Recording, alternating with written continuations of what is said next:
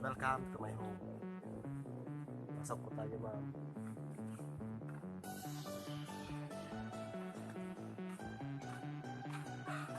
Ito po, mga paborito naman ni mama ng mga bulaklak.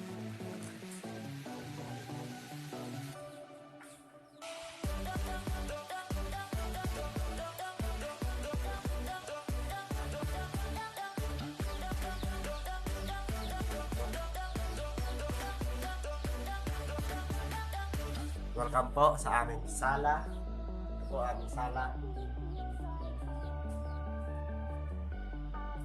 Dito po kami tatlong nanonood ng TV. Kabilang po tatlo. Kasi po, si Papa, napakabawa sa ibang bansa.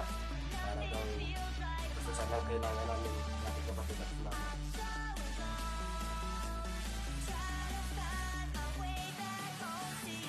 Ito po, ang aming altar. Malasal. Pasok po tayo sa aking kwarto.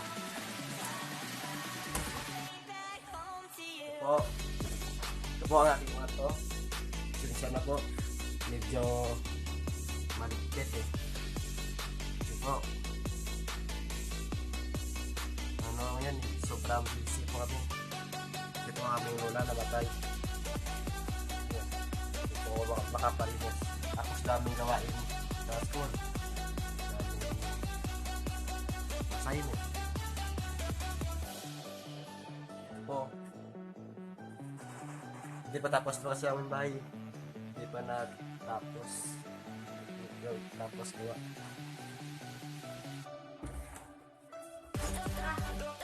Ito po. Ako po. Ako po. Pipi po siya. Pipi po sa salita ulit sa mga karinig.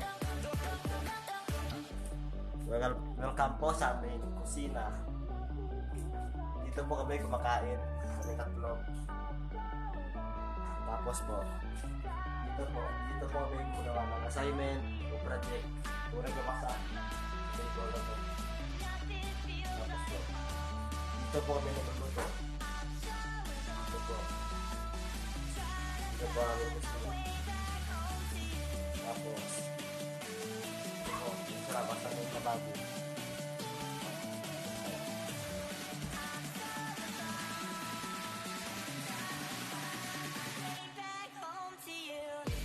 Ito po kami naluto.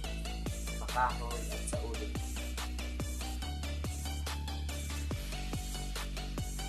Po, mga sapatos po. Nakulit ko yung ruwa.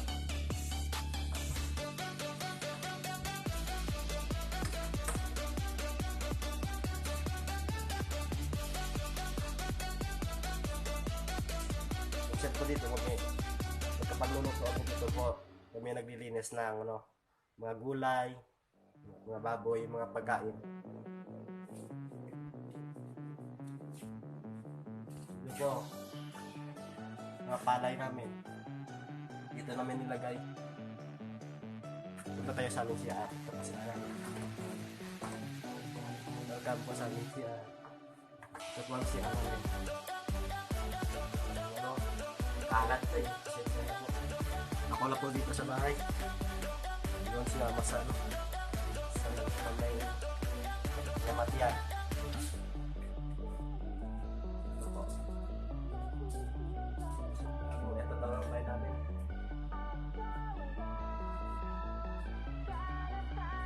Ito po ako.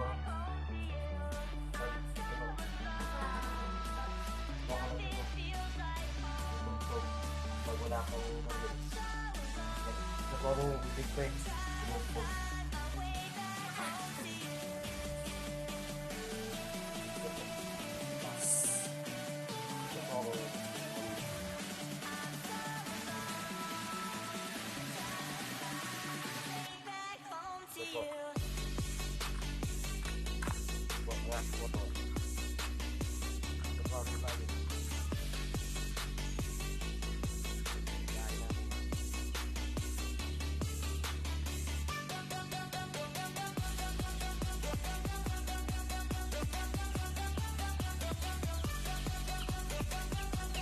Sabi niya ba, tinanong ko sila bakit kulay glow.